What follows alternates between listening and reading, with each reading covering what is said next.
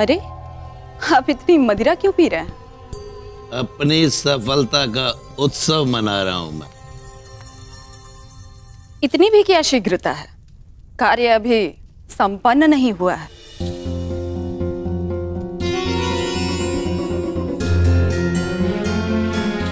मेरे प्यारे भोली जीवन संगिनी, और ये विष युक्त भोजन करने के पश्चात अतिथिगण गहन निद्रा में सो जाएंगे। ऐसी निद्रा जो फिर कभी नहीं टूटेगी। और फिर मुखाग्नि दी जाएगी जो पांडवों को उनकी माता के साथ लील जाएगी। सब कुछ भस्म हो जाएगा।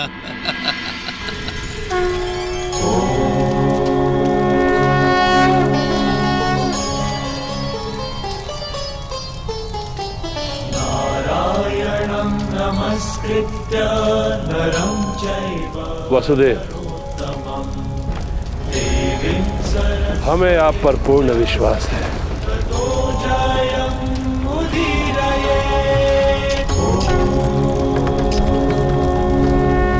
आज रात्रि सत्य और विश्वास का जन्म होगा। छल और कपट का नाश होगा। आज रात मेरा प्रयोजन अवश्य सिद्ध होगा।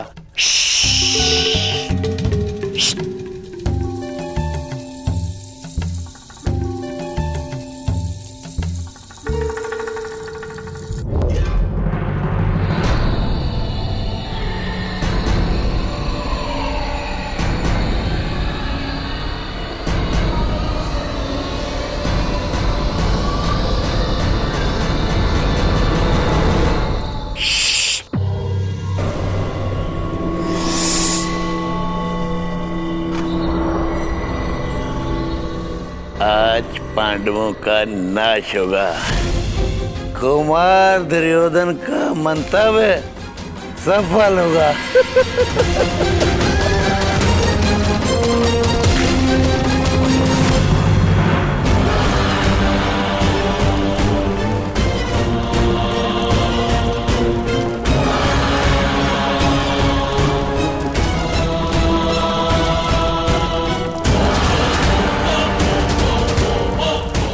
मुखाग्नि प्रस्तुत है। सर्वशक्तिमान अग्नि, अपना भोग स्वीकार करो।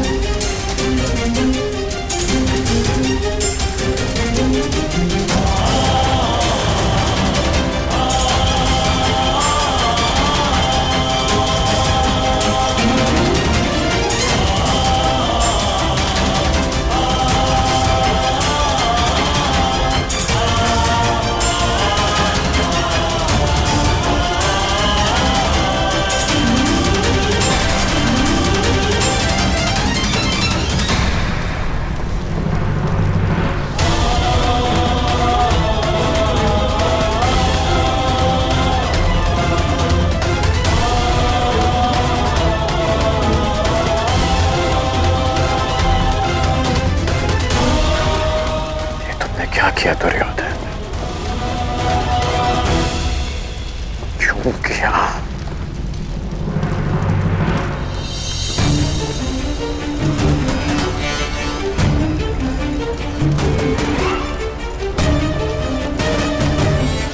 यदि नियति का अर्थ न्याय है तो यह अन्याय क्यों? विश्व के श्रेष्ठ योद्धाओं का ये अंत क्यों?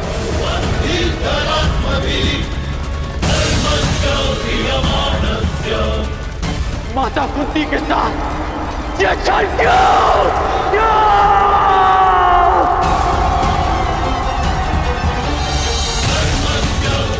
क्या छल कपट की अग्नि कथा इतना अधिक है कि वो न्याय को भस्म कर दे? आप तो सब जानते थे ना नटवर, फिर क्यों घृणा की अग्नि को ये विनाश करने दिया? बताइए क्या? विलाप ना करो कर्ण। अग्नि केवल भस्म नहीं करती, विनाश नहीं करती, अग्नि सृजन भी करती है। संसार जब घृणा और कपट में झूलता है तो अग्नि उसे पवित्र भी करती है, और वही पवित्र पुनीत अग्नि आज उत्पन्न हुई है। समय आ गया है पाप के नाश का, कपट के विनाश का।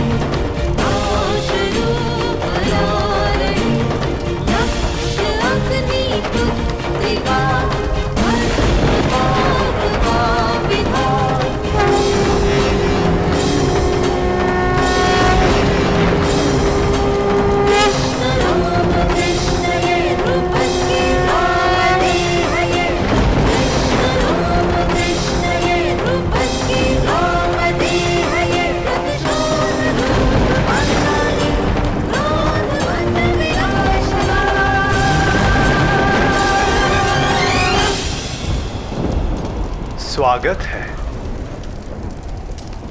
यज्ञ से उत्पन्न याज्ञसेनी कृष्ण तुम्हारा अभिवादन करता है।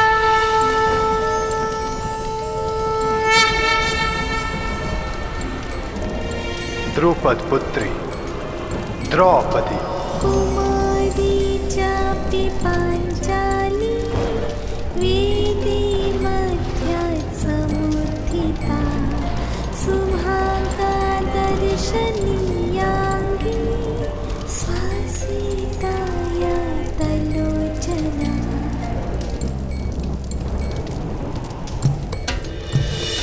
मेरी पुत्री द्रौपदी,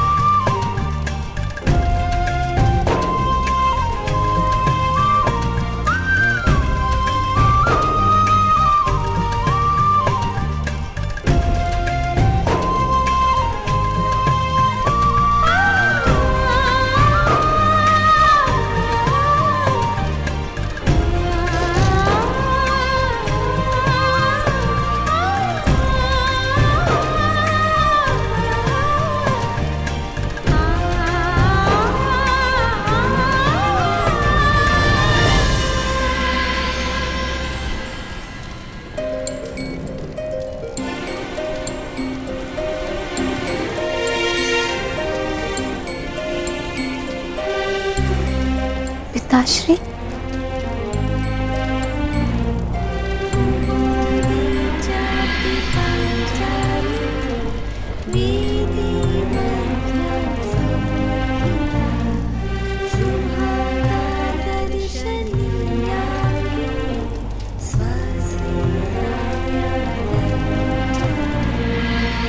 पुत्री, तुम मेरी प्रार्थनाओं का प्रसाद हो। आज्ञा कीजिए पिताश्री, मेरे जीवन का प्रयोजन क्या है? अर्जुन, वो अर्जुन जो मेरे सबसे परम शत्रु द्रोण की सबसे बड़ी शक्ति, उसी धनुर्धारी वीर अर्जुन से विवाह तुम्हारे जीवन का प्रयोजन है पुत्री।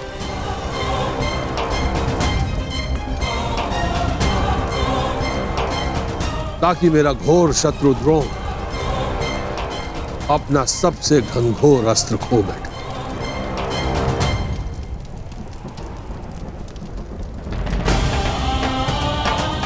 अर्जुन,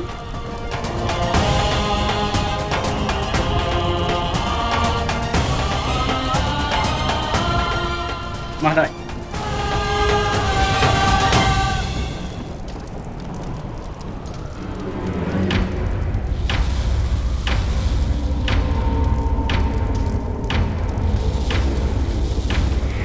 क्या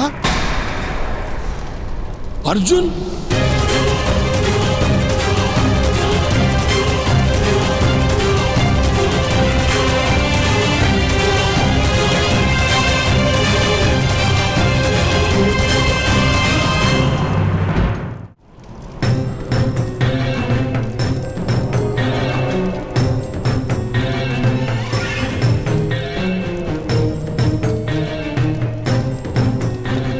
वसुदेव,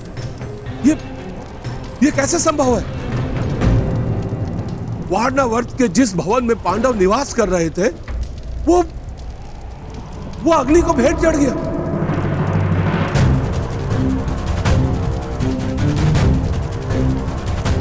पांचों पांडव और उनकी माता काल के ग्रास में समा गए।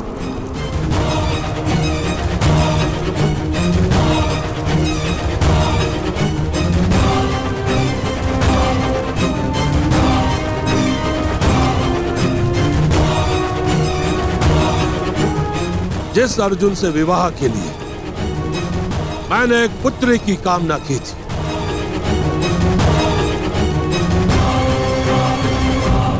जब वो अर्जुन ही नहीं रहा तो मुझे इस पुत्री की कोई आवश्यकता नहीं।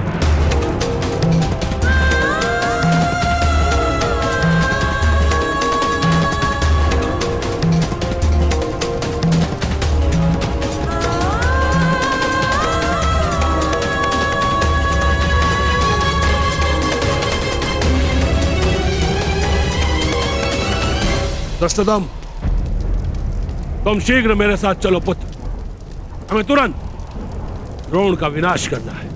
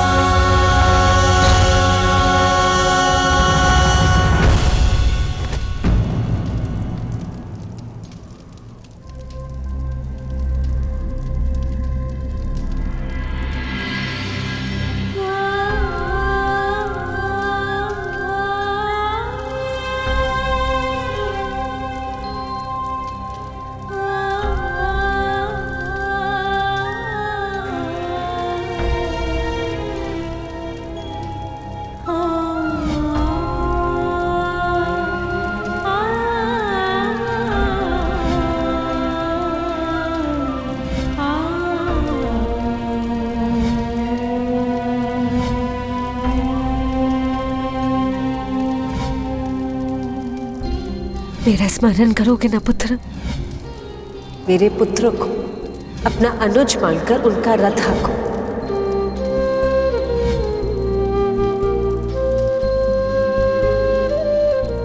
मेरे पुत्र को तुम्हारे सहायता की आवश्यकता है। ऐसा प्रतीत हो रहा है कि रक्त के संबंध से भी अधिक गहन संबंध है तुम्हारे साथ।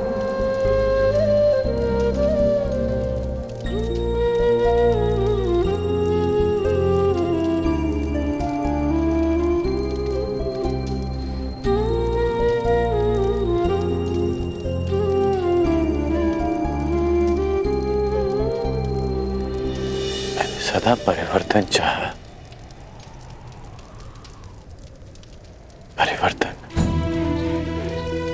अन्याय के विरुद्ध, परिवर्तन छल प्रयोग के विरुद्ध।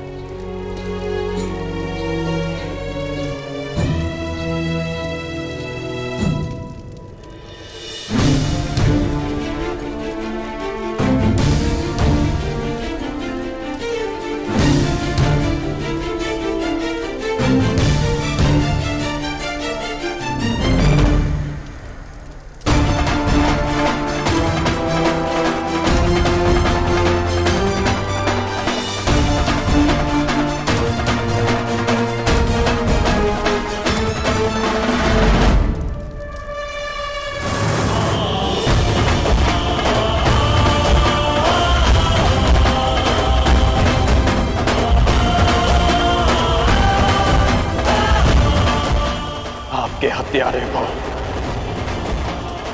इस पाप का मूल्य अवश्य चुकाना होगा।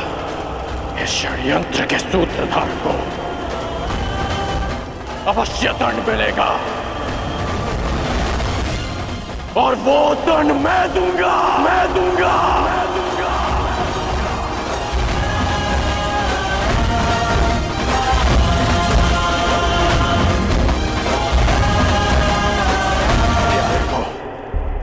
इस पाप का मूल्य अवश्य चुकाना होगा। इस षड्यंत्र के सूत्रधार को अवश्य दंड मिलेगा, और वो दंड मैं दूंगा, मैं दूंगा, मैं दूंगा, मैं दूंगा।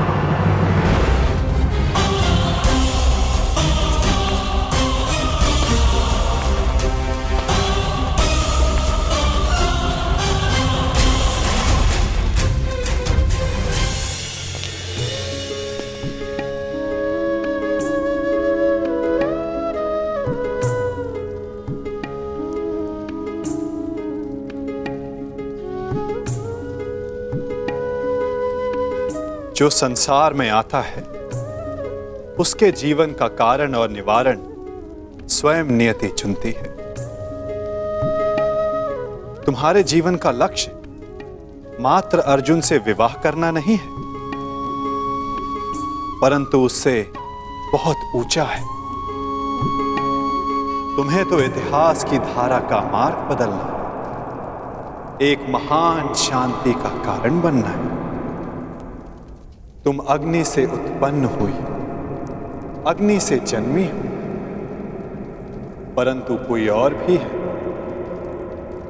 जिन्हें अग्नि छू भी नहीं पाई।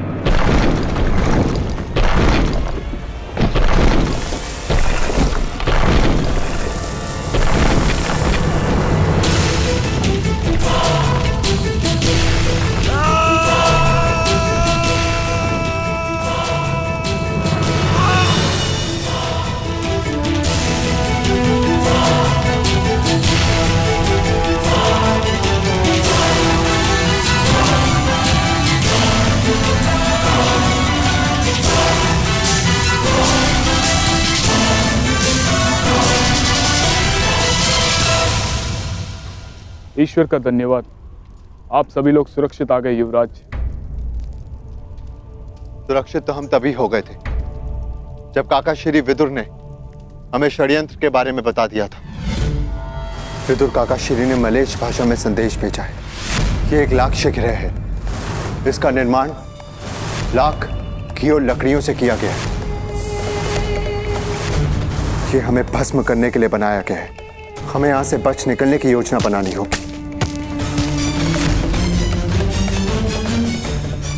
रोचन ने आज रात्रि हमें भोज का निमंत्रण दिया है। इसका तात्पर्य समझते हो? हमें विषयुक्त भोजन कराना चाहता है ताकि हम यहां से बचकर ना निकल सके। रोचन आ रहा है। भोजन के पश्चात किस किस को क्या क्या करना है, योजना स्मरण रखना। रोचन की भार्या अपने 5 पुत्रों के साथ यहां उपस्थित है। आज भोजन के समय आपको अपना एक आभूषण रोचन की भार्या को भेंट देना होगा। न जाने अब भरपेट भोजन फिर कब करने को मिलेगा। आज पांडवों का नाश होगा। कुमार दुर्योधन का मंतव्य सफल होगा। सब ठीक है ना? बालक सुरक्षित है ना? नहीं, तनिक आंख लग गई। बालक भवन में ही सो रहा है। मूर्ख! शीघ्रता करो, ये लाक्षाग्रह है, क्षण भर में भस्म हो जाएगा।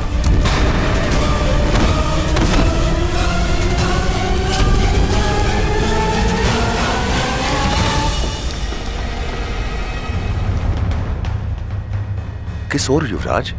हस्तिनापुर। नहीं, हस्तिनापुर से कहीं दूर। क्यों माता? हमें शीघ्र ही हस्तिनापुर पहुंचना चाहिए, नहीं तो सब समझेंगे कि हम काल में समा गए। अच्छा है ना, मैं भी यही चाहती हूँ कि सब यही समझे। बार बार तुम्हारे प्राणों पर आक्रमण तो रुकेगा,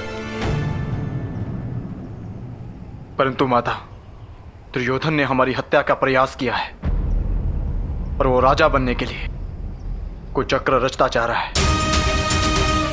हमें उससे प्रतिकार लेना ही होगा। उसके प्रतिकार के पश्चात वो फिर तुम पर प्रहार करेगा। मेरे पुत्र राजा ना बने, ये मुझे स्वीकार है, परंतु तुम्हारे प्राण की हानि नहीं। हमें वन जीवन का अभ्यास है ना, हम वही रह लेंगे। तुम 5 भाइयों में प्रेम बना रहेगा, किसी की घृणा, किसी का विद्वेष नहीं।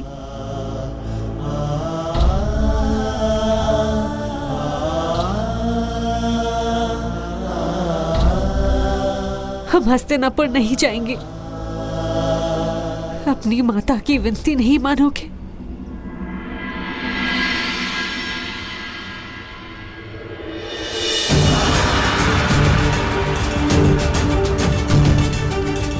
माता विनती नहीं, आदेश करती है माता श्री। हस्तिनापुर तो क्या, आपकी प्रसन्नता के लिए संसार भर का राज्य त्याग सकते हैं हम हस्तिनापुर नहीं जाएंगे।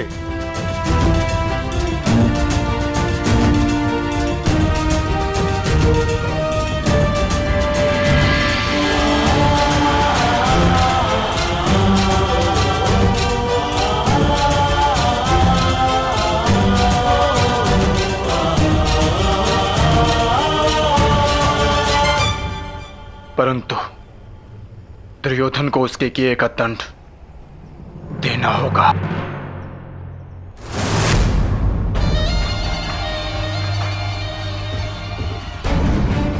आनंद आ गया, आनंद आ गया मामा श्री। हमारी 5 बाधाएं एक साथ समाप्त हो गई, एक साथ समाप्त हो गई। हाँ मेरे होने वाले सम्राट।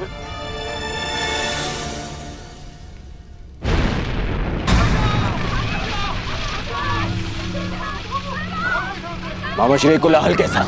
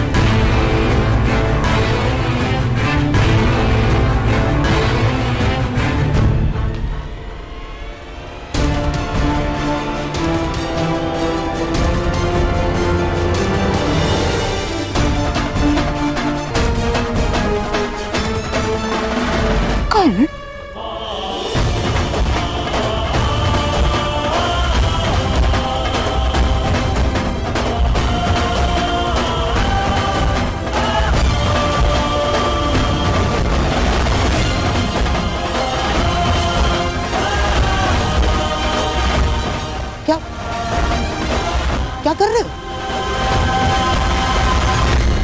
एक अग्नि तुमने लगाई और एक मैंने।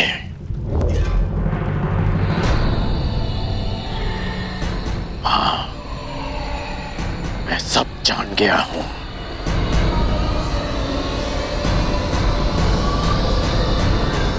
अब क्या करोगे? मुझे भी जला दोगे जैसे पांडवों और कुंती माता को जला दिया?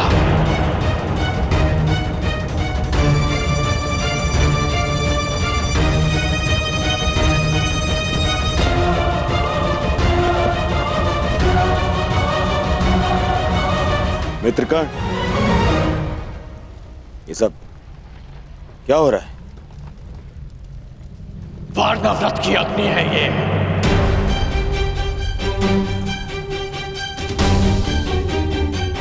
जो हस्तिनापुर तक आ पहुंची।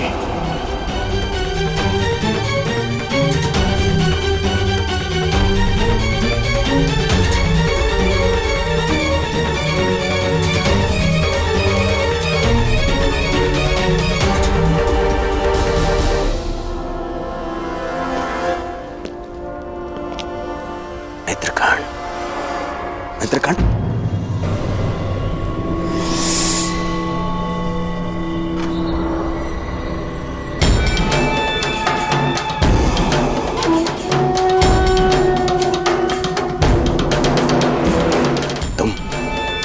कारण ही क्रोधित हो रहे हो मित्र।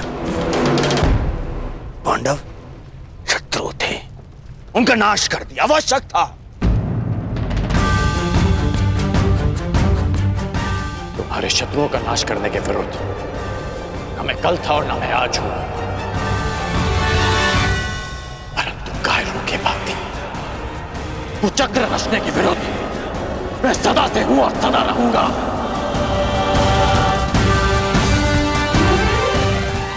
क्या तुम्हें अपने मित्र के शस्त्र बल पर बिल्कुल विश्वास नहीं था?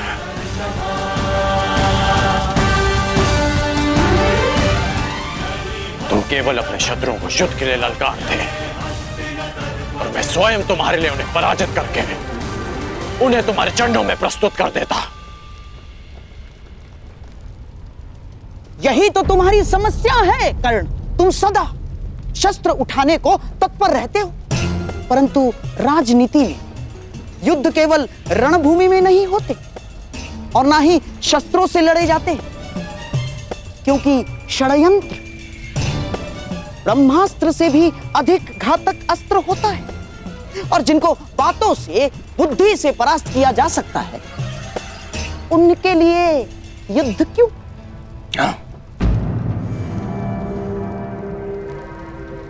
तुम अब भी नहीं समझ पा रहे हो?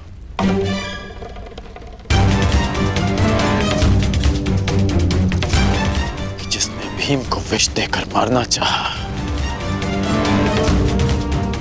वो अब तुम्हारे मन में विष घोल रहा है।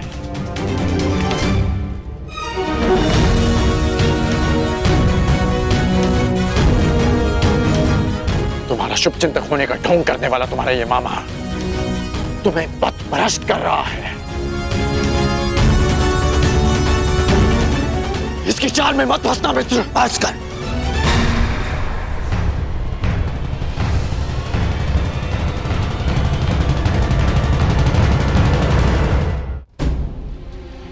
मुझे मेरा पद ज्ञात है, मैंने वही किया जो मुझे उचित लगा। भूल गए कैसे? उन पांडवों के कारण मुझे ही नहीं, तुम्हें भी कितना मान सहना पड़ा था कर्ण। उनका नाश आवश्यक था, मांग चाहे जो भी हो।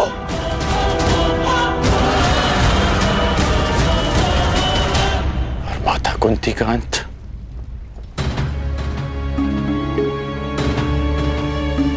क्या वो भी उचित था मित्र?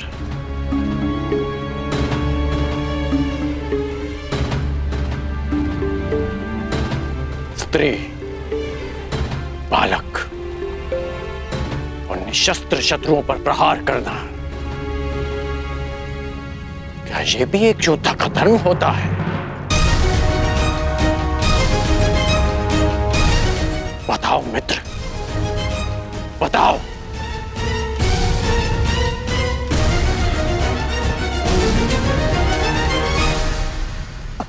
समझने का प्रयास करो कर्ण। किसी को केवल प्रतिशोध लेने के लिए जीवित छोड़ देना बुद्धिमानी नहीं, कंटकों के वृक्ष को समूल नष्ट कर देना ही उचित है।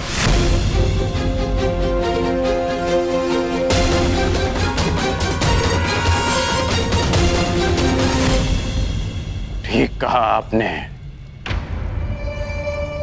आप मेरे मित्र के जीवन के सबसे बड़े कंटक हैं, तो आज मैं आप ही का अंत कर देता हूं।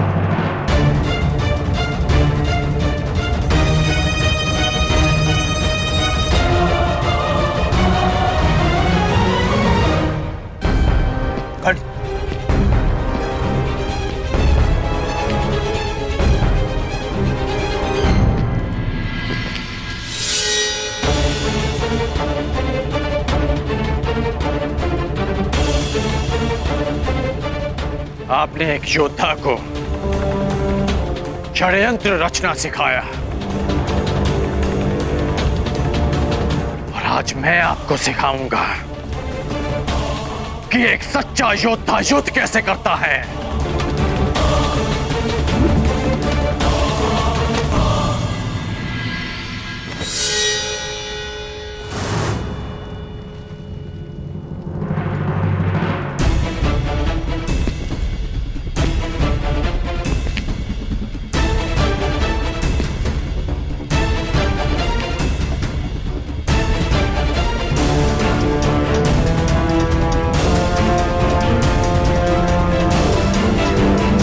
सावधान कर्ण।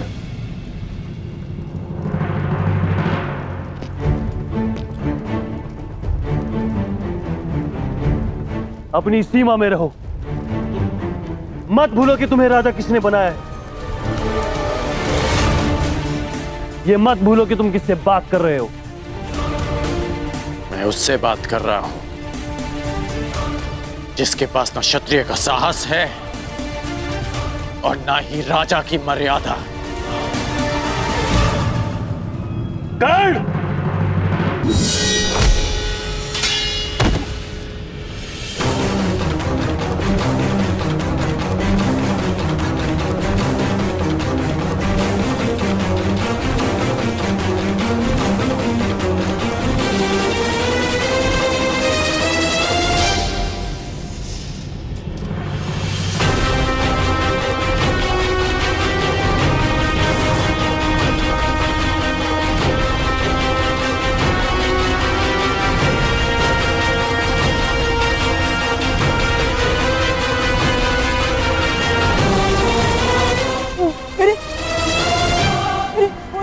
सम्राट,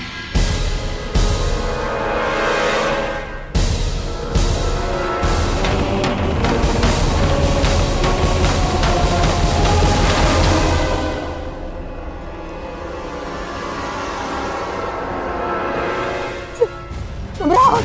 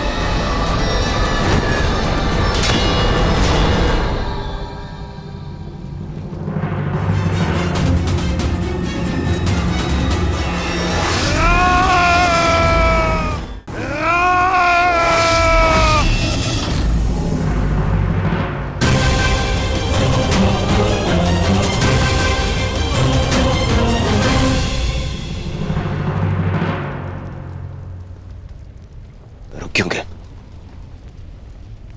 प्रहार करो ना मित्र।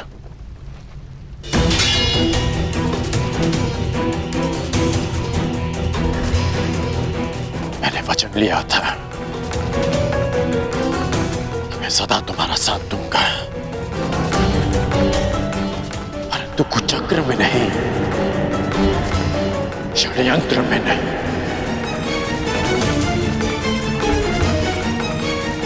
इसलिए जो भी तुमने मेरे लिए किया उसका बहुत बहुत धन्यवाद। परंतु आज मैं अंगराज का पद त्यागता हूं, त्यागता हूं, त्यागता हूं, त्यागता हूं, त्यागता हूं। और तुम्हें भी। पांडवों का अंत जिस प्रकार से हुआ उसकी पीड़ा सदैव रहेगी, परंतु उससे भी अधिक पीड़ा इस बात की रहेगी कि मेरा मित्र अनुचित मार्ग पर चला गया, कि एक योद्धा कायरता के मार्ग पर चला गया।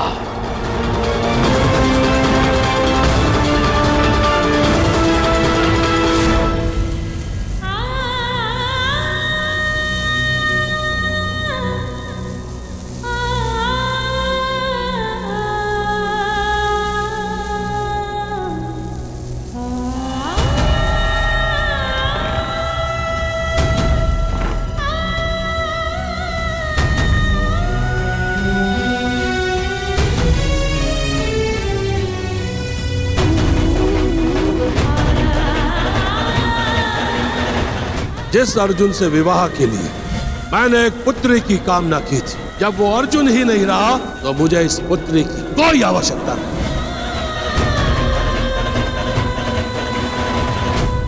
जीवन यात्रा का प्रारंभ हो चुका है।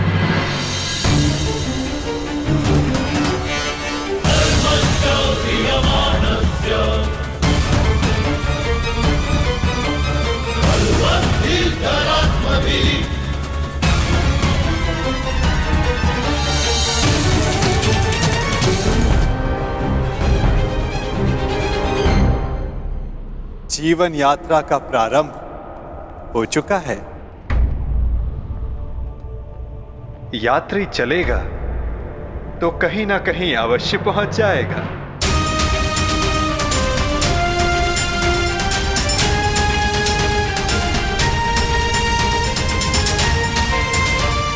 मुझे नहीं ज्ञात कि मेरा लक्ष्य क्या है, नहीं ज्ञात कि मैं संसार में क्यों आई हूं, नहीं ज्ञात कि मेरा जन्म क्यों हुआ। जिस यात्री को ना लक्ष्य ही ना ज्ञात हो, वो कहां पहुंचेगा? क्या आपने आज तक किसी को मेरी अवस्था में देखा है? हाँ, प्रत्येक को देखा है। जीवन धारा के प्रवाह में प्रत्येक के समक्ष ऐसी परिस्थिति आती ही है।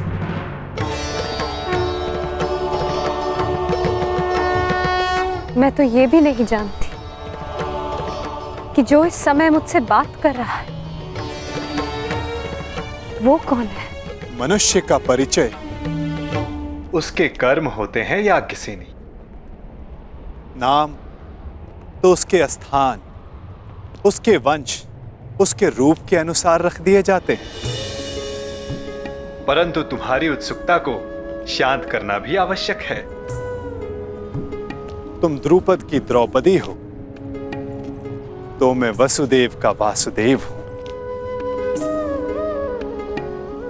यदि श्यामल होने के कारण तुम कृष्णा हो तो मैं कृष्ण हूं। परंतु यदि इस समय कुछ सबसे अधिक महत्वपूर्ण है तो ये कि तुम चिंतित हो और मैं तुम्हारा शुभ चिंतक हूं। आपसे वार्तालाप करने का मेरे पास कोई कारण तो नहीं है, परंतु आपसे बात करके अच्छा लगता है। आपसे वार्तालाप करके मन को एक विचित्र शांति तो मिलती है, परंतु मन में आए प्रश्नों का उत्तर नहीं। और क्या प्रश्न है जिनका तुम्हें उत्तर चाहिए कृष्णा? एक ही तो प्रश्न है मेरे जन्म का उद्देश्य क्या है? मेरे जीवन का लक्ष्य क्या है? प्रणाम द्वारकाधीश। महाराज द्रुपद और कुमार दृष्टद्युम्न आपके निवेदन पर अग्निकुंड के स्थल पर आपकी प्रतीक्षा कर रहे हैं। उन्हें कहो मैं आ रहा हूं। मेरे प्रश्न का उत्तर दिए बिना जा रहे हैं वासुदेव। इस समय किसी और की शंका का निवारण करना अधिक आवश्यक है पांचाली।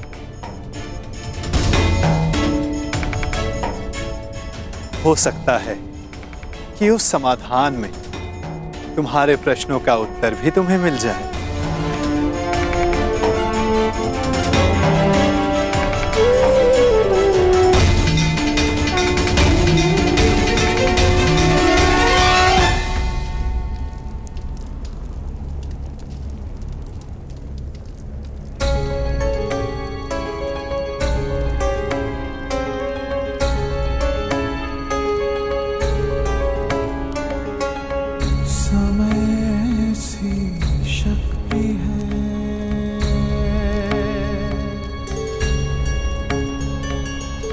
सभी समय से हारे, राजा हो या रंक सभी बनते रहे बेचारे। समय बड़ा महान है इस जग में, समय बड़ा महान, समय बड़ा महान है इस जग में, समय बड़ा महान।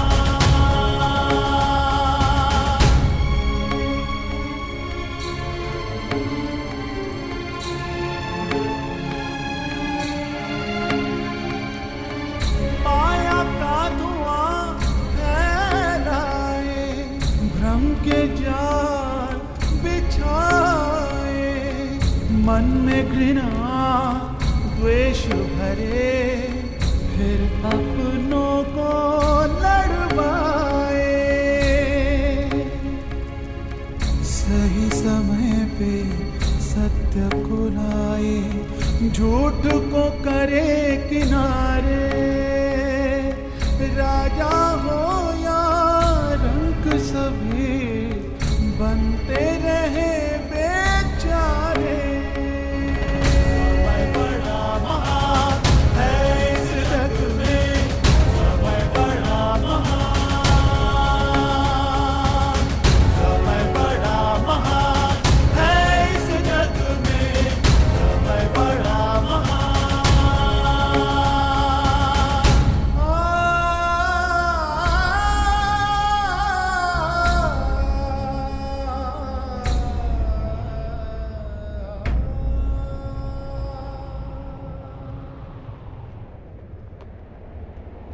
मैं अपने प्रतिशोध के लिए प्रयाण कर रहा हूं। ऐसे में आपने हमें यहां क्यों बुलवाया है? एक परीक्षण के लिए, एक प्रयोग के लिए।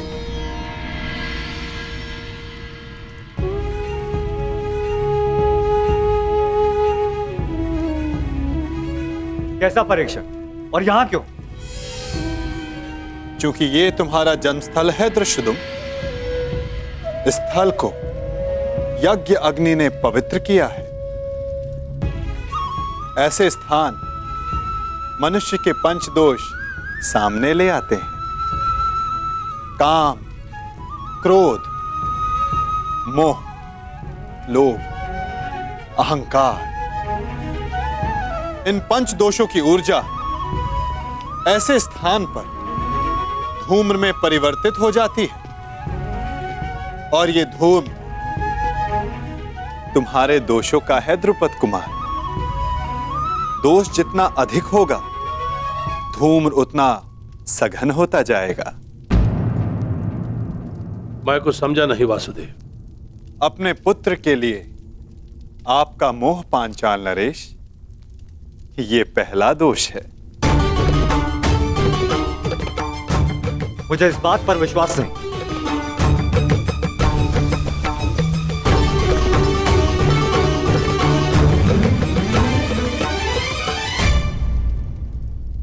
धूम्र बढ़ गया ना, चूंकि दूसरा दोष समक्ष आ गया, मद।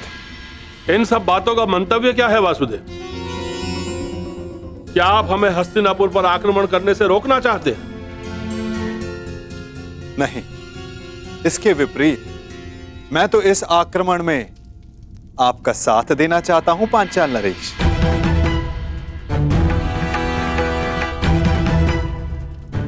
आप हमारा साथ दोगे? यदि आप हमारे साथ हैं तो फिर पराजय का प्रश्न ही नहीं।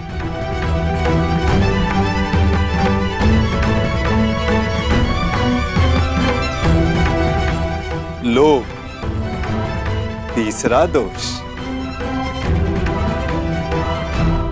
परंतु मैंने जो कहा, मेरा मंतव्य वही है पांचाल नरेश। मैं इस आक्रमण में आपके साथ रहूंगा, परंतु उससे पूर्व दृष्टद्युम्न को मुझ पर एक प्रहार करना होगा।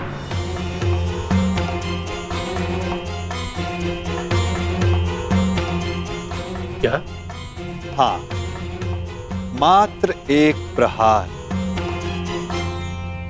मुझे यह जांचना है कि इस युद्ध में जिसका सहभागी बनने जा रहा हूं, क्या वो मेरे साथ का पात्र है भी या नहीं। परखना चाहता हूं कि ये महायोद्धा द्रोणाचार्य का वध करने में सक्षम है भी या नहीं।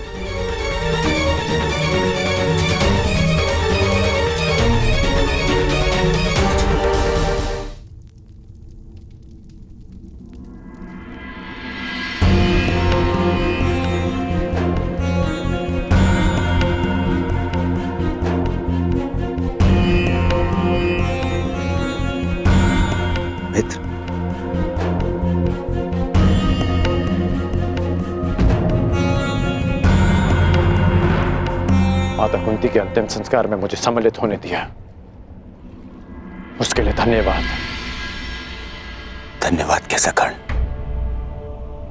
मैं जानता हूं माता कुंती के साथ में तुम्हारा विशेष स्नेह था। और एक बात, तुम मेरे लिए मेरे भ्राता से कम नहीं हो मित्र। कल मेरे जीवन का सबसे बड़ा स्वप्न पूर्ण होने जा रहा है। कल मेरा युवराज अभिषेक है मित्र, और यही तो तुम्हारा भी स्वप्न था ना। कर्ण, मैं जानता हूं तुम्हें लगता होगा कि जिस मार्ग पर चलकर मैंने ये मुकुट प्राप्त किया है वो उचित नहीं है। परंतु यदि तुम, मैं आ जाऊंगा। तुम्हारे अभिषेक के लिए मैं प्रस्तुत रहूंगा।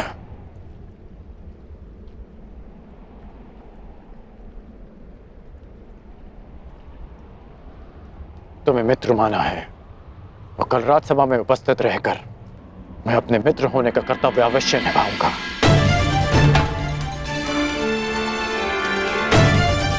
मैं जानता था मेरा ये मित्र मुझे कभी निराश नहीं करेगा।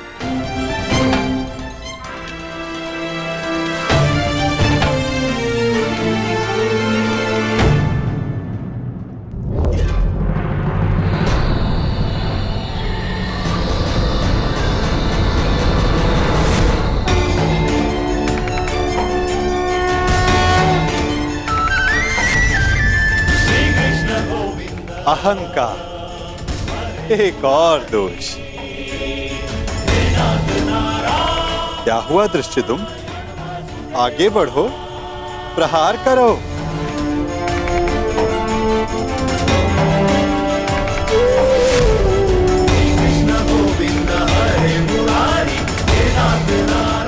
क्रोध अंतिम दोष।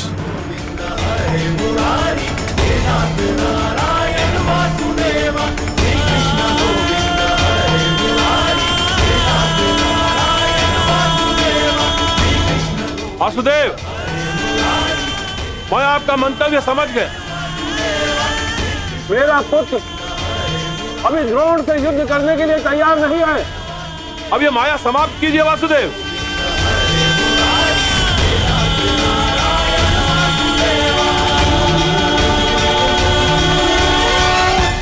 माया का बाण छूट चुका है पांचाल नरेश। जब तक सारे लक्ष्य भेद नहीं देता, रुक कैसे सकता है? अब कौन सा लक्ष्य शेष है?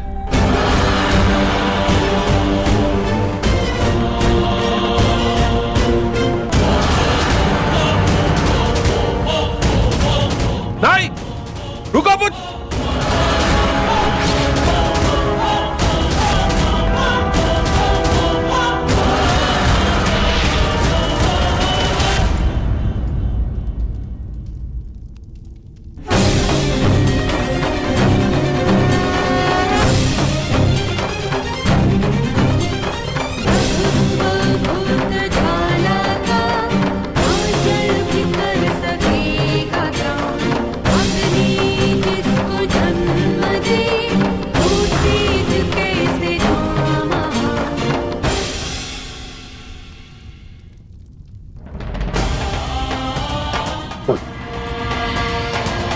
तुमने मेरे प्राणों की रक्षा की।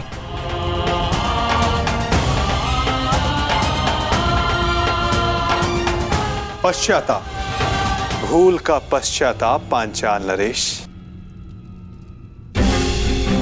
प्रत्येक दोष का निवारण पश्चाताप है। आपकी पुत्री 5वीं पंचकन्या है। इस युग की इकलौती। पहली 4 त्रेता युग में आई।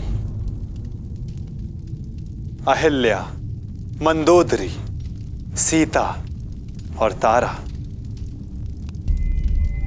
और अब द्वापर युग को प्रतीक्षा थी 5वीं पंचकन्या की, द्रौपदी की।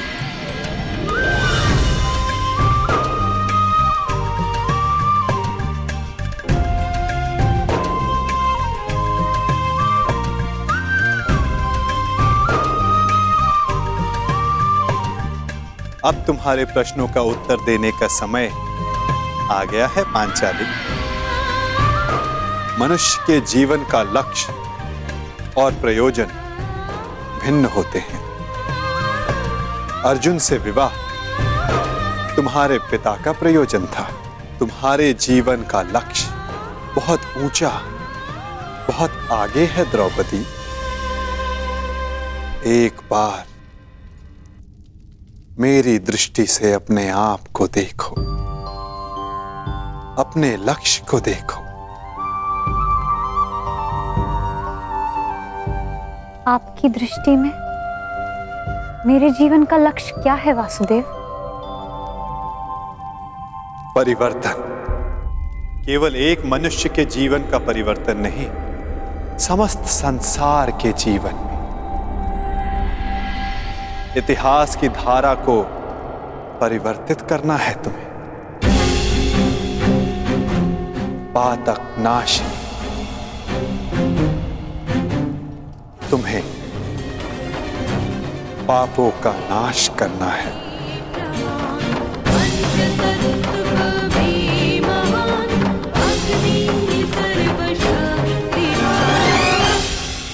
आपने मेरी आंखें खोल दी केशव। मैं सौभाग्यशाली हूं पुत्र कि मुझे द्रौपदी जैसी पुत्री प्राप्त हुई। वासुदेव, अब आप ही मेरा मार्गदर्शन कीजिए और मुझे बताइए मुझे आगे क्या करना है।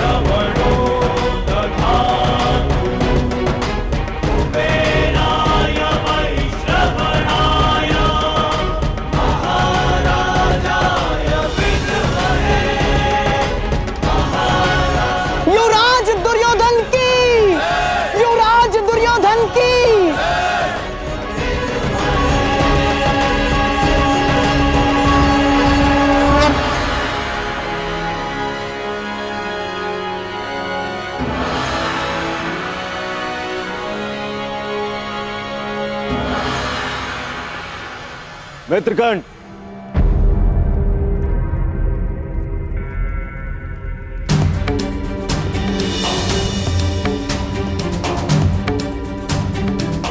आज मैं बहुत प्रसन्न हूं मित्र,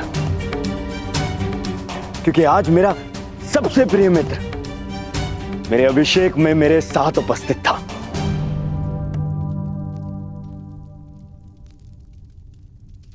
मैं यहां आया क्योंकि एक मित्र के अभिषेक में उपस्थित होना मेरा कर्तव्य था। तुम्हारा मित्र तुम्हें युवराज बने देखना चाहता था और उसकी अभिलाषा पूरी हुई, और हमारे साथ की अवधि भी। मैं सदा के लिए तुम्हारा साथ छोड़कर जा रहा हूं।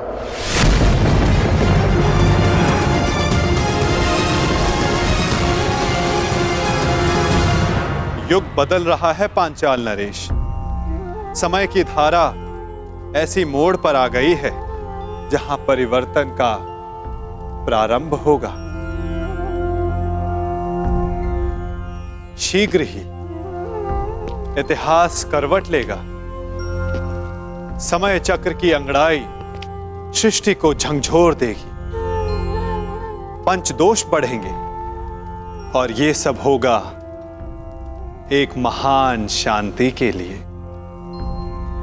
संसार के कल्याण के लिए, संसार की भलाई के लिए। और इस दिशा में प्रथम सोपान होगा पांचाली का स्वयंवर।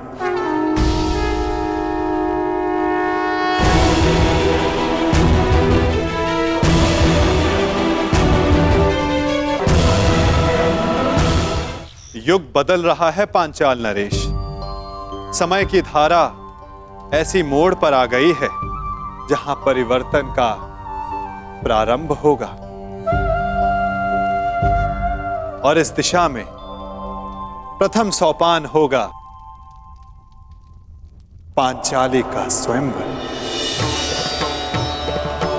अकस्मात स्वयंवर? परंतु वासुदेव, इतनी शीघ्रता से इतना बड़ा प्रबंध कैसे हो पाएगा?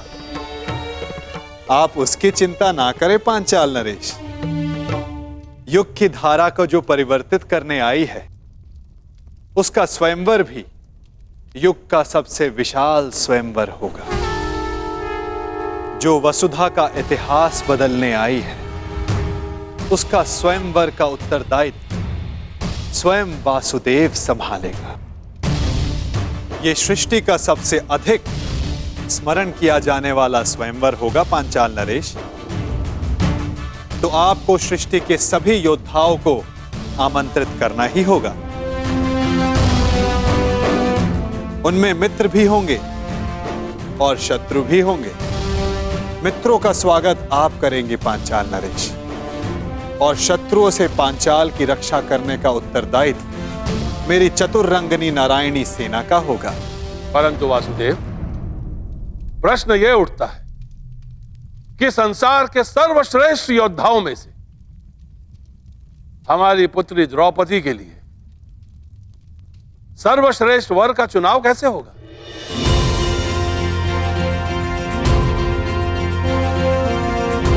सर्वश्रेष्ठ वर का चुनाव तो परीक्षा से ही हो सकता है पांचाल नरेश।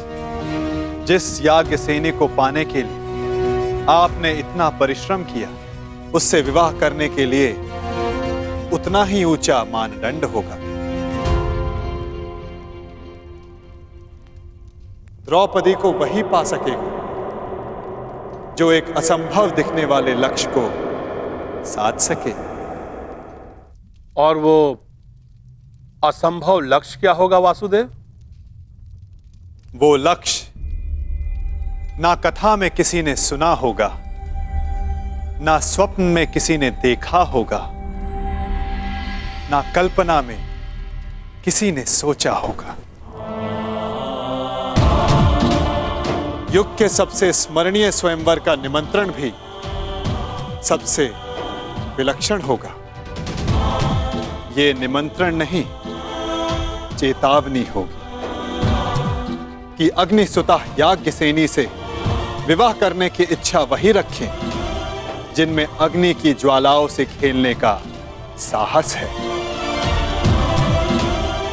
सबसे आवश्यक बात, हस्तिनापुर को यह निमंत्रण भिजवाना मत भूलिएगा। पांचाल की ओर से आपके लिए युवराज। इसमें क्या हो सकता है?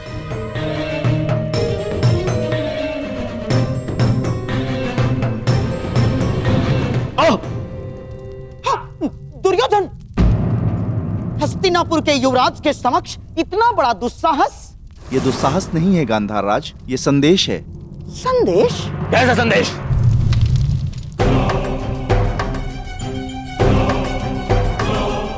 वीरों का आभूषण है। वीर मनुष्य ही वो पा सकता है जिसका वो अधिकारी हो। ये स्वयंवर इस युग का सबसे बड़ा स्वयंवर होगा, क्योंकि संसार का सबसे बड़ा और सच्चा योद्धा ही पांचाल राज की कन्या का वरण करने का सौभाग्य प्राप्त कर सकेगा। परंतु स्मरण रहे, ये स्वयंवर एक अग्नि परीक्षा सिद्ध होगा। वो अग्नि जो पवित्र को अधिक पवित्र करती है और अपवित्र का नाश करती है।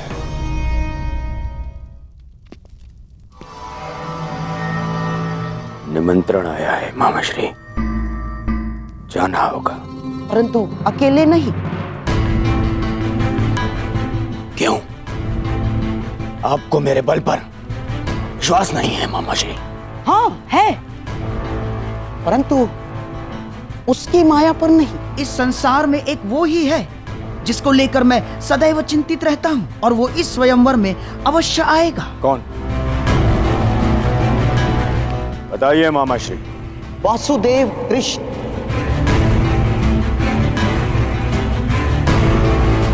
वासुदेव कृष्ण? हाँ, वासुदेव कृष्ण। वो कब, कहां, क्या कर जाए, कुछ कहा नहीं जा सकता। राजनीतिज्ञों में महाराजनीतिज्ञ, कूटनीति में महाकूटनीतिज्ञ, योद्धाओं में महायोद्धा और छलियाओं में महाछलिया है वो। तुम तो जानते ही हो महाबली जरासंध को कैसे नचाया है उसने आज तक। हाँ मामाश्री। उसकी काट तो मेरे पासों के पास भी नहीं। वो तुम्हारे साथ कोई खेल ना कर बैठे, इसलिए तुम अकेले नहीं जाओगे ना।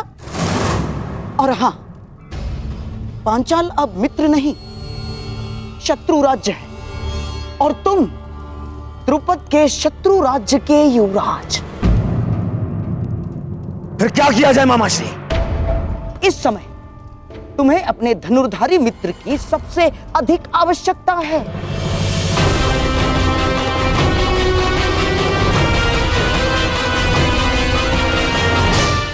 अर्थात कर्ण की। मैं तुमसे और राजवंश के सभी कुचक्र और चेष्टाओं से अपना बंधन तोड़ता हूं। आज के पश्चात हमारा कोई संबंध नहीं। मैं सदा के लिए तुम्हारा साथ छोड़कर जा रहा हूं। आएगा, अवश्य आएगा। सच मामाश्री? हाँ, मेरी एक चाल से कर्ण तुमसे दूर हुआ। अब मेरी ही एक चाल से वो वापस भी आएगा। यदि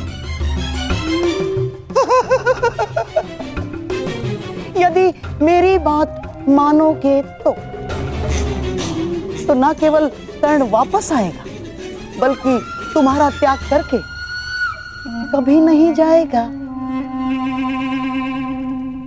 कर्ण को वापस अपने जीवन में लाने के लिए मैं कुछ भी कर सकता हूं मामाश्री, कुछ भी।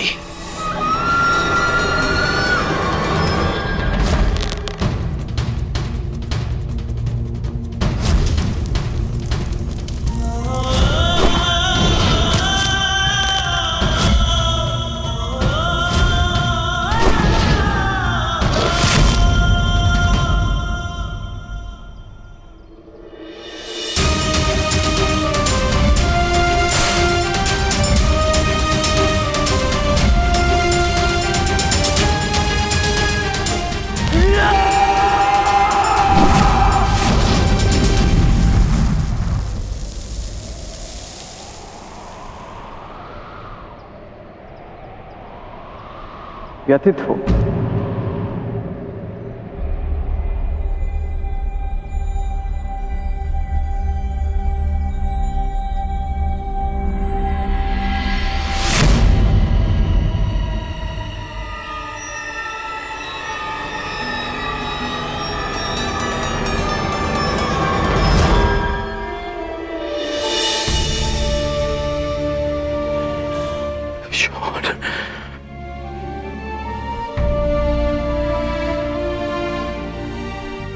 शोभन, मैं एक बार फिर से असफल हुआ। उस समय ना तुम्हारी रक्षा कर पाया था, और इस समय ना कुंती मां की।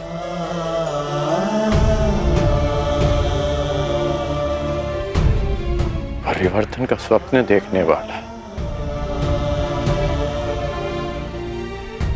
अन्याय का प्रतिकार करने का वचन देने वाला ये कर्ण नियति की कसौटी पर असफल हो गया। परिवर्तन लाना, अन्याय का प्रतिकार कर पाना यदि इतना सरल होता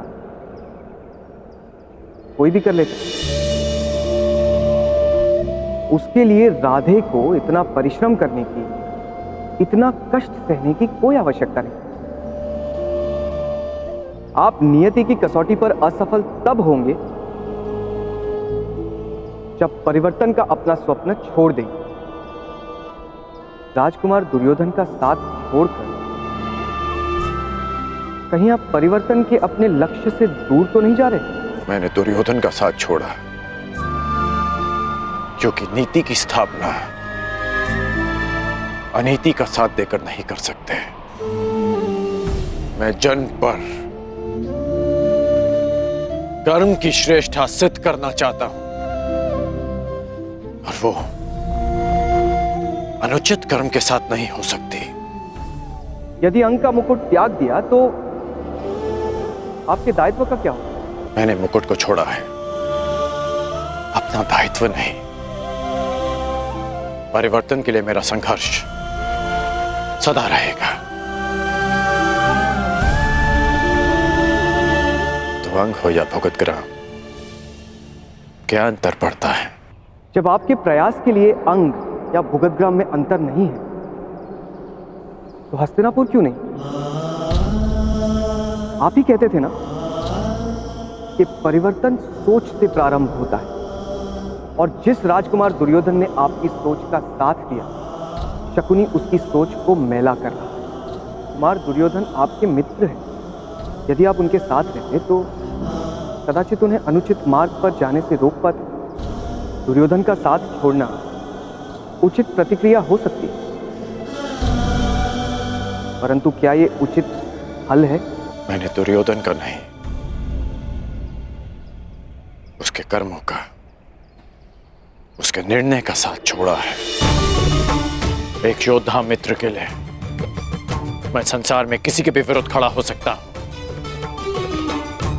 परंतु षड्यंत्रकारी के लिए नहीं, कभी नहीं।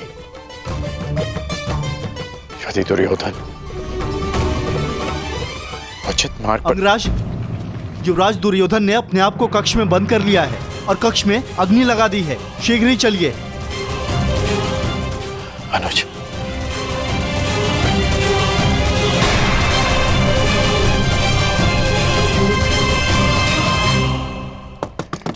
दुर्योधन, मेरे पुत्र, ये कैसा हट है पुत्र? दुर्योधन, बाहर आ जाओ। दुर्योधन, पीछे हटिए। पुत्र, पुत्र, ये क्या किया तुमने? स्वयं अग्निकांड क्यों किया? एक अग्निकांड पहले किया था, परंतु उसने मेरे शत्रुओं के साथ साथ मेरे परम मित्र को भी मुझसे छीन लिया, और अब ये अग्निकांड है मेरे पश्चाताप की अग्निकांड। अति उत्तम। जैसा मैंने कहा वैसा ही कर रहे हो।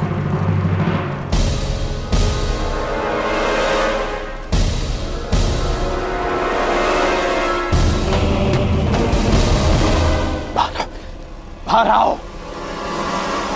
नहीं, तुम्हें उपचार की आवश्यकता है। मेरा उपचार केवल मेरा मित्र है। और मेरा तारण तुम्हारी क्षमा। मुझे क्षमा कर दो मित्र। मैं वचन देता हूं, कभी आज के बाद अपनी मित्रता को लज्जित नहीं होने दूंगा। मैं युधिष्ठिर की युवराज बनने के पश्चात मैं स्वयं पर से वश को बैठा था, और इसीलिए मैं मामाशी के बहकावे में आ गया।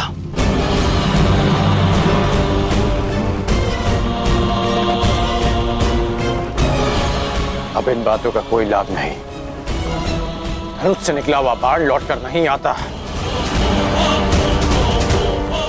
बाहर आओ। परंतु मैं कैसे योद्धा को अवश्य जानता हूं जिसमें अपना बाण वापस लाने की क्षमता है, और वो तुम हो मित्र। तुम हो वो।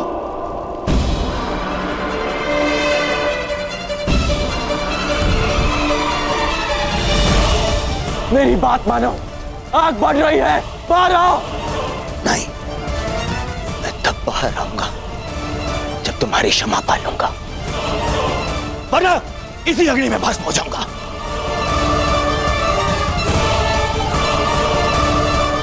तुम्हें तो पीड़ा उठाया है ना मित्र, परिवर्तन का। तो मुझे एक अवसर तो दो ताकि मैं यह सिद्ध कर पाऊं मेरा मन भी परिवर्तित हो गया है। बाहर आओ। कहो मित्र, क्या तुमने मुझे क्षमा किया?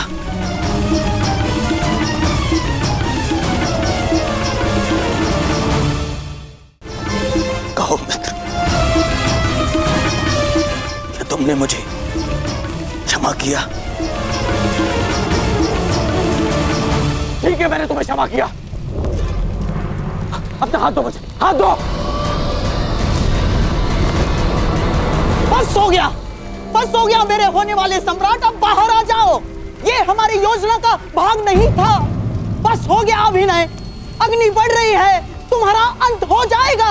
मेरे होने वाले सम्राट बाहर आ जाओ। ये योजना अस्त हो जा। बस मेरी मित्रता आपकी किसी योजना का भाग है भी नहीं मामाश्री। ये एक पश्चाताप है। मित्र का पश्चाताप एक जिसने अपने मित्र को ठेस पहुंचाई है। मैंने बहुत से पाप किए, परंतु उनका मूल्य मैं तुम्हें खोकर नहीं चुकाना चाहता। बोलो कर, तुम मेरे साथ हो?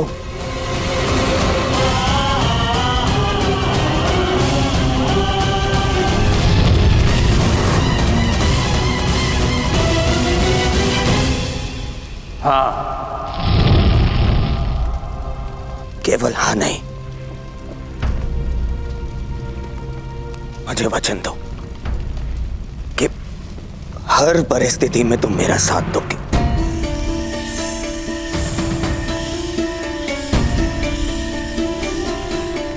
मैं वचन देता हूं। सौगंध खाओ अपने अनुज की कि तुम मुझे कभी अकेला नहीं छोड़ोगे। मैं शोन की सौगंध खाता हूं कि मैं अपने मित्र को अकेला नहीं छोड़ूंगा।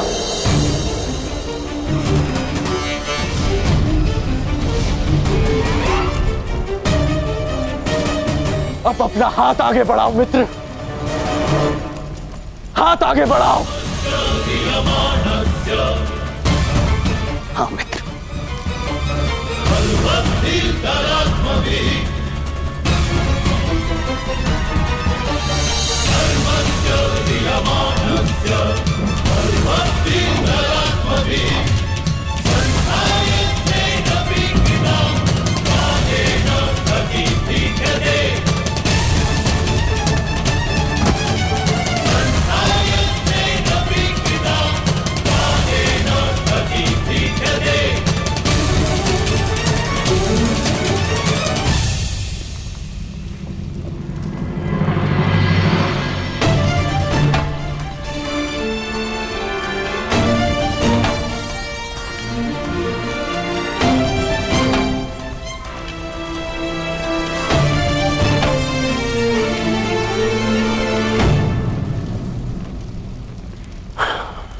मित्र, एक वचन तुमने मुझे दिया और अब एक वचन मैं तुम्हें देता हूं।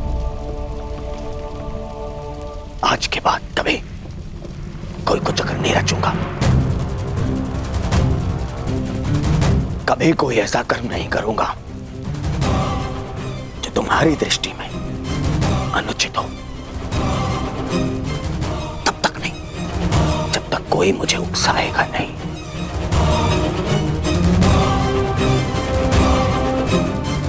मैं वचन देता हूं।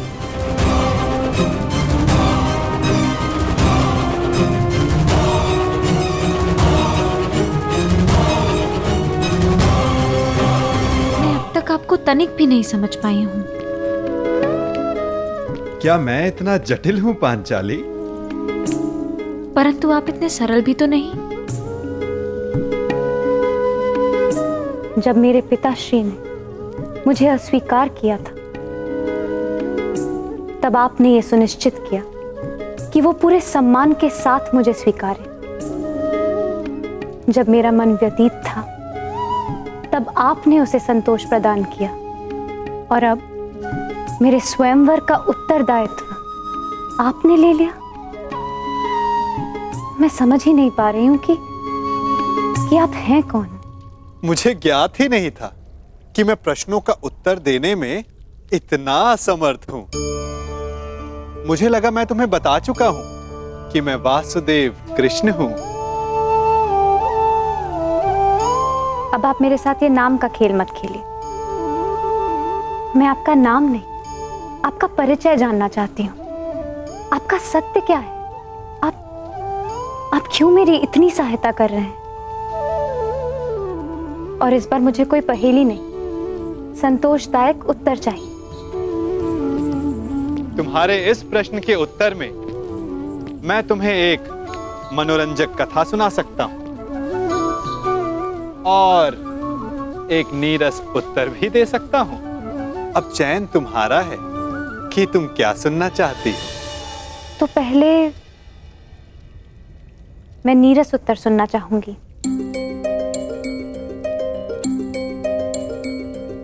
तो सुनो, मैं तुम्हारा सखा हूं, तुम मेरी सखी, और मित्रों को सदैव एक दूसरे की सहायता करनी चाहिए। इसीलिए मैं तुम्हारे साथ हूं। और मनोरंजक कथा क्या है? कथा ये है, बहुत समय पहले मैंने एक स्वप्न देखा कि मैं और तुम पहले भी मिल चुके हैं सखी। इस लोक से, इस संसार से भिन्न एक संसार में, और वियोग से पहले हमने एक योजना बनाई थी कि हम फिर से मिलेंगे। मानवता और संसार को एक नई दिशा देने के लिए, सूर्य और किरण की भांति संसार को एक नए दिवस का प्रकाश देने के लिए। और अब तुम देख ही रही हो कि हम फिर से मिले, अपना वचन, अपना कर्तव्य, अपना मंतव्य पूर्ण करने के लिए। और ये केवल स्वप्न था, है ना? हाँ सखी, स्वप्न तो मात्र स्वप्न ही होता है।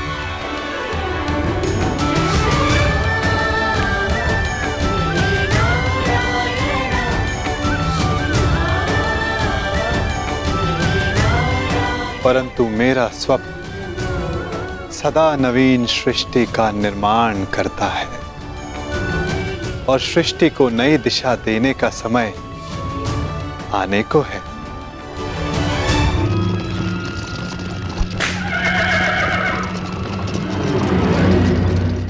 अच्छा सखा, ये तो बताओ कि स्वयंवर की शर्त क्या होगी? आपने कहा था कि कुछ ऐसा होगा जो असाध्य प्रतीत होगा। हाँ, अधिकतर के लिए असंभव, परंतु कदाचित कोई एक ऐसा होगा जिसके लिए ये साध्य होगा। तो आपने कुछ ऐसी शर्त रखी है जिसे केवल अर्जुन ही पूर्ण कर सके, है ना? कदाचित ऐसा ही हो। अंधकार को सूर्य ही मिटा सकता है ना सखी? ना जाने क्यों कभी कभी ऐसा लगता है कि कदाचित अर्जुन जीवित हो,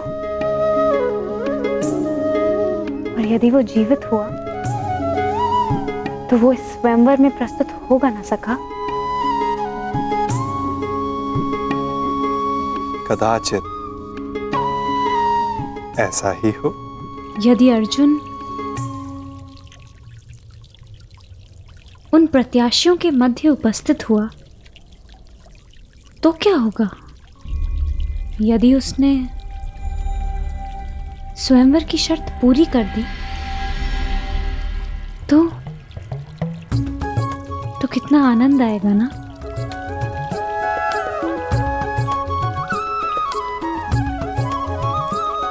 कदाचित। ठीक है, हर प्रश्न के उत्तर में कदाचित मत दो मेरे प्रश्नों का उत्तर सखा। मैं जा रही हूं। मैं स्वयं परीक्षण कर लूंगी कि आपके परीक्षण में कौन खरा उतरने वाला है।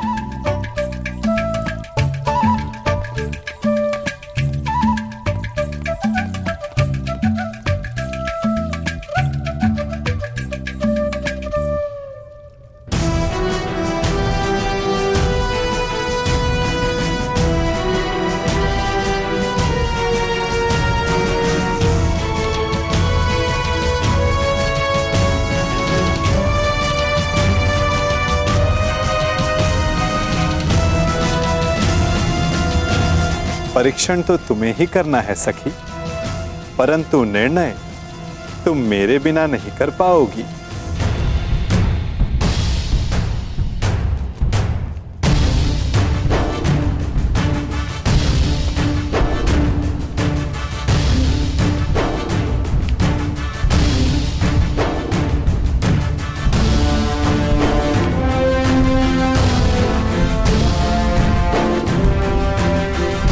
स्वागत है।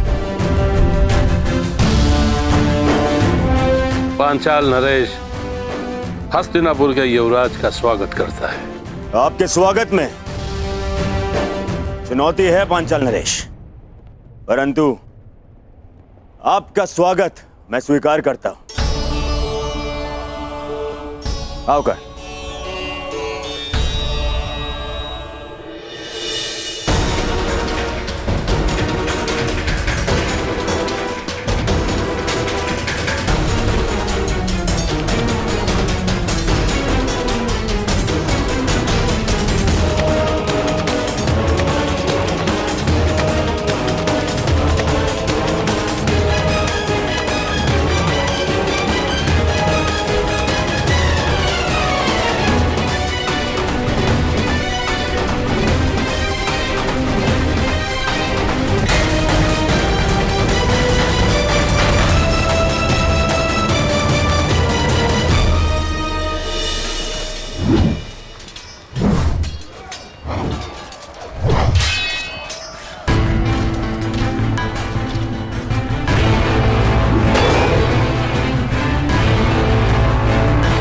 स्वयंवर की शर्त अभी तक रहस्य है मित्र।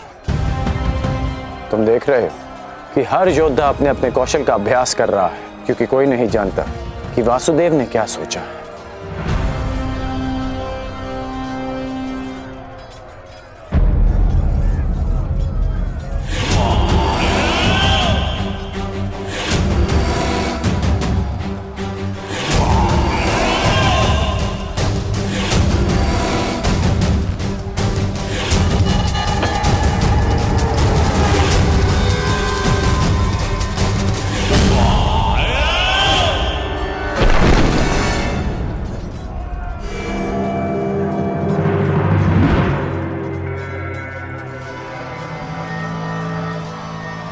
मित्र, यदि परीक्षण में गदा युद्ध, मेरी विजय तो निश्चित ही। 5 पत्र एक ही पंक्ति में और एक ही बाण से सबको साधना है। आओ प्रयास करें।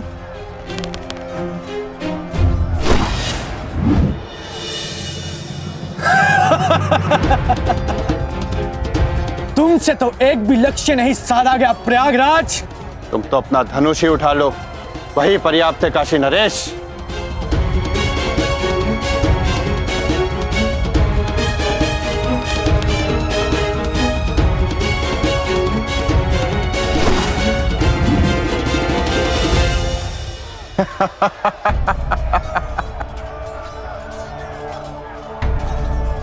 भोजन का समय हो गया है। सभी महानुभाव से निवेदन है कि आतिथ्य लेकर हमें कृतार्थ करें। अब अभ्यास भोजन के पश्चात करेंगे। चलो चलो मित्र। तुम चलो मित्र, मैं कुछ समय में आता।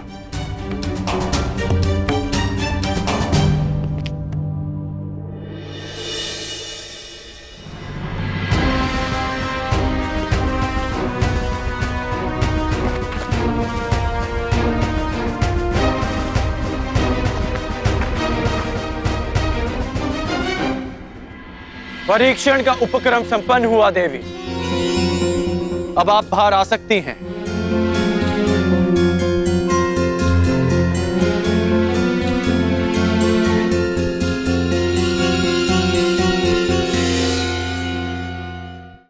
परीक्षण का उपक्रम संपन्न हुआ देवी।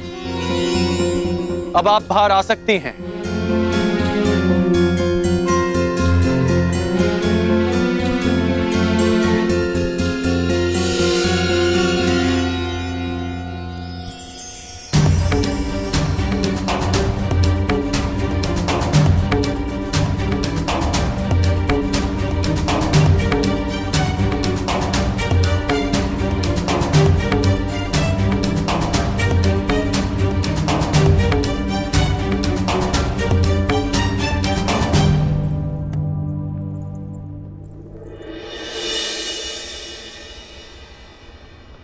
ये राजभवन आप ही का है, फिर इस तरह छिपकर देखने का कोई विशेष कारण याज्ञसेनी? आपने मुझे कैसे पहचान लिया? आपकी दृष्टि से पहचाना, वो दृष्टि जो यहां किसी को ढूंढ रही है। स्वयंवर में भाग लेने वालों के अभ्यास स्थल पर परीक्षण दृष्टि रखने वाली स्वयंवरा पांचाली के अतिरिक्त और कौन हो सकती है? परंतु मेरी दृष्टि इतनी कुशल भी नहीं कि किसी को देखकर ही उसका परिचय ले ले। आपको अपना परिचय स्वयं देना होगा भद्र। मैं राधेकर। और आप स्वयंवर में भाग लेने नहीं आए।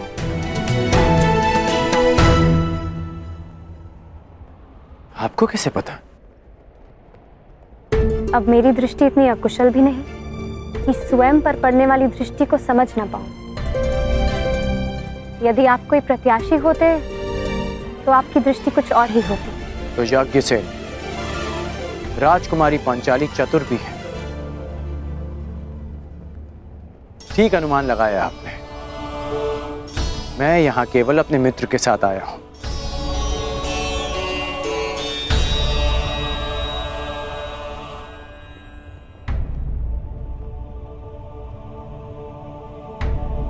और आपके मित्र कौन हैं? युवराज दुर्योधन, ये राजसी विधियां और निमंत्रण मेरे लिए नहीं है और ना ही मेरी इनमें रुचि है। मैं राजपुत्र नहीं, भुगत ग्राम का सूत पुत्र हूं। मनुष्य का जन्म महत्वपूर्ण नहीं, यदि कुछ महत्वपूर्ण है तो उसके कर्म। कर्म शब्दों से अधिक श्रेष्ठ माध्यम है मनुष्य और उसकी योग्यता के परिचय का। यदि आपकी सोच ऐसी है तो आपका होने वाला वर योग्य होने के साथ साथ बहुत भाग्यशाली होगा।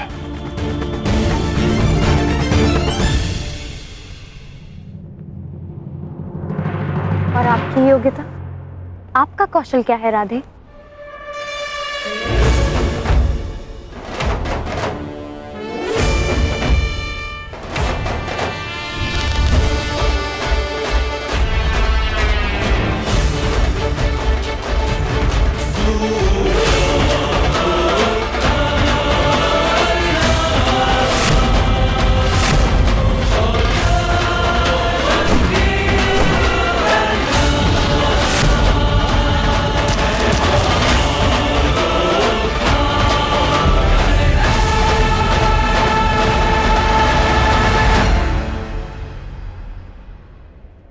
अभी आप ही ने कहा था कि कौशल के परिचय के लिए कर्म शब्दों से अधिक श्रेष्ठ माध्यम है। बिना देखे आपने लक्ष्य संधान कैसे किया? मैंने संधान लक्ष्य देखकर ही किया, आपके नेत्रों में देखकर।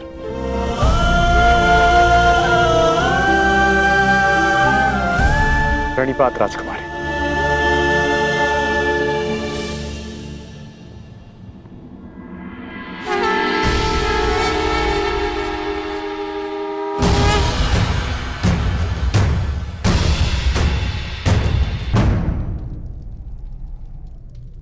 कुछ एक प्रहर में तुम्हारे जीवन की नई यात्रा प्रारंभ होने वाली है सखी, परंतु तुम उद्विग्न हो, क्यों?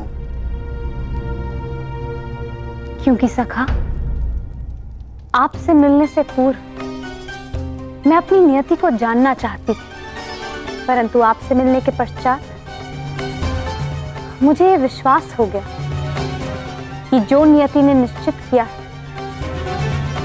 वो अवश्य होगा। निसंदेह। यदि मैं अर्जुन की भार्या बनने इस संसार में आई थी तो फिर मैं जीवित क्यों हूं? यदि अर्जुन ही जीवित नहीं? तुम्हारा प्रश्न उत्तम है सखी, परंतु उत्तर नियति के पास है। और तुम्हें क्या प्रतीत होता है? अर्जुन जीवित है?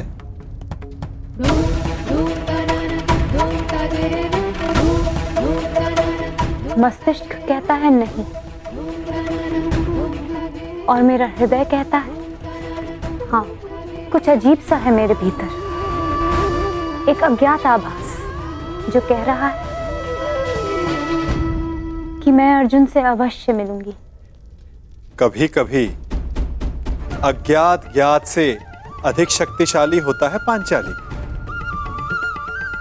कदाचित जो हमें अज्ञात हो, नियति को वो ज्ञात हो,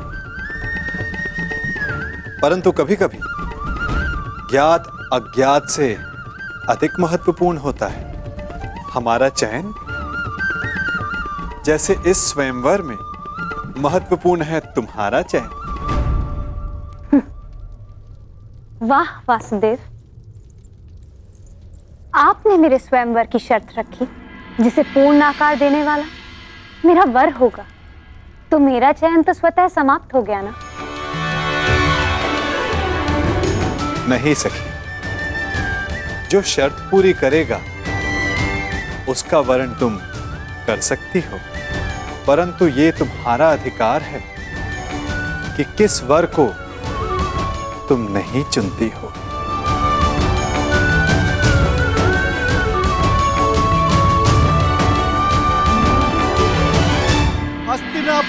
महाराज दुर्योधन गांधार नरेश शकुनी के साथ पधार रहे हैं।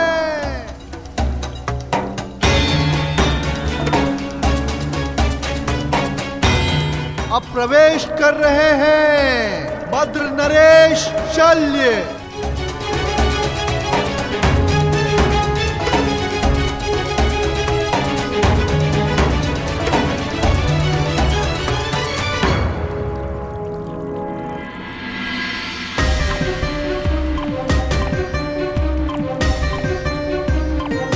मगध नरेश जरासंध।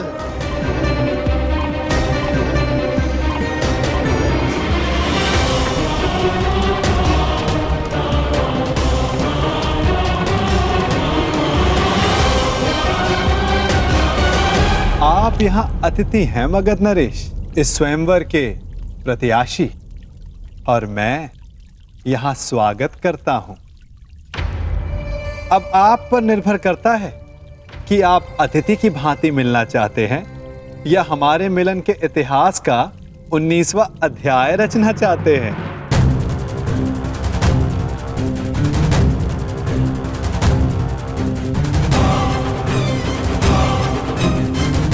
मगध नरेश, स्वागत है आपका।